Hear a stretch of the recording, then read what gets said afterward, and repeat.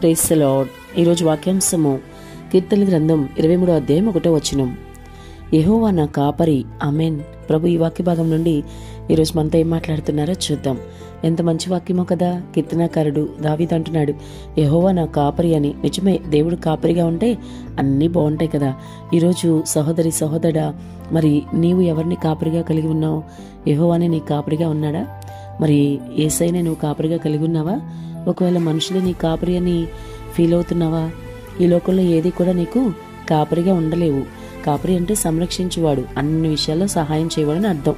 నిన్ను కాపాడేవాడు, నీకోసం ప్రాణం ఇచ్చేవాడే కాపరి అవుతాడు. కానీ ఈ లోకంలో నీ స్నేహితులు, బంధువులు, సొంత వారు, అన్న, చెల్లి, అమ్మ, నాన్న, భర్త, భార్య, బిడ్డలు ఎవ్వరు కూడా నీకోసం ప్రాణం ఇవ్వరు, నీకు కాపరిగా ఉండలేరు.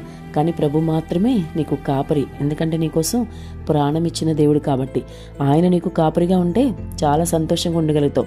కానీ నీవు ఆయన్ని కాపరిగా ఒప్పుకుంటున్నావా లేదా, అంగీకరిస్తున్నావా లేదా అని నిన్ను నువ్వు పరిశీలన చేసుకోవాల్సిన అవసరం ఎంతైనా ఉంది సుమా. ప్రభు కాపరిగా ఉంటేనే నీ జీవితం సవ్యంగా సాగుతుంది.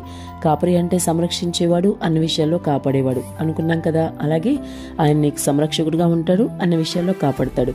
ఆయన నువ్వు ఆశ్రయంగా చేసుకుని ఆయన మీద నువ్వు పూర్తిగా ఆధారపడితే అప్పుడు నీకు కాపరిగా ఆయన 100% న్యాయం చేస్తాడు. అంతేగాని నీవు మనుషుల మీద ఆధారపడుతూ మరి అప్పుడప్పుడు ప్రభు యొక్క సహాయం కోరుకుంటే నీకెంత మాత్రం ఆయన కాపరిగా ఉండలేడు. అయితే ప్రభు నీకు కాపరిగా ఉంటే ఏం జరుగుతుందో తెలుసా? నీకు లేమి ఉండదు.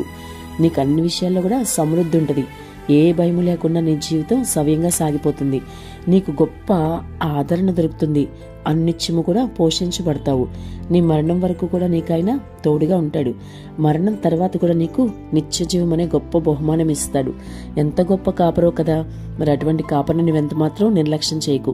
ఇంతవరకు నీవు ప్రభుని కాపరిగా అంగీకరించిన వ్యక్తివైతే ఇక మీద అంగీకరించు. ప్రభు నీకు తప్పకుండా సహాయం చేస్తారు. ఆయన కాపరిగా ఉంటేనే నీ జీవితంలో నీకు, నీ కుటుంబ సభ్యులకి కూడా మరణం వరకు కూడా ఏ అపాయం లేకుండా కాపాడతాడు. కాబట్టి ఇంతవరకు నువ్వు ఎవరెవరిని కాపరిగా అనుకున్నావో వారందరినీ ఇప్పుడే విడిచిపెట్టు.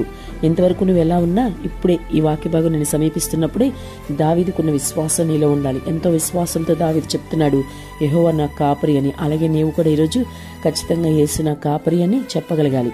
ఆయన మీద ఆధారపడి ఆయన ఆశ్రయంగా చేసుకుని ముందుకెళ్తే కాపరిగా నీకు నిజంగా ఆయన తప్పకుండా సహాయం చేస్తాడు.